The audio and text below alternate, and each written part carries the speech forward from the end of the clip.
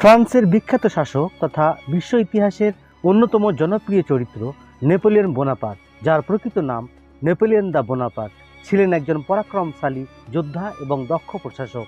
ফরাসি বিপ্লবের নায়ক Napoleon Bonaparte এক যুগেরও বেশি সময় ধরে ইউরোপীয় রাজনীতিকে প্রভাবিত করেছিলেন। তাকে বিশ্ব ইতিহাসের একজন অন্যতম নেতা মনে করা হয়। গোটা পৃথিবী জুড়ে বিভিন্ন সামরিক বিদ্যালয়ে তার যুদ্ধনীতি সম্পর্কে পড়ানো হয়। তার রাজনৈতিক এবং সাংস্কৃতিক চেতনার জন্য একাধারে তাকে মানব ইতিহাসের বিশেষ জনপ্রিয় এবং বিতর্কিত নেতা হিসেবে মনে করা হয়।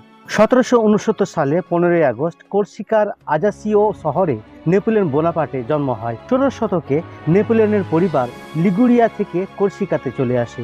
1769 সালে রিপাবলিক অফ গিনোয়া কোর্সিকাকে ফ্রান্সে স্থানান্তরিত করে।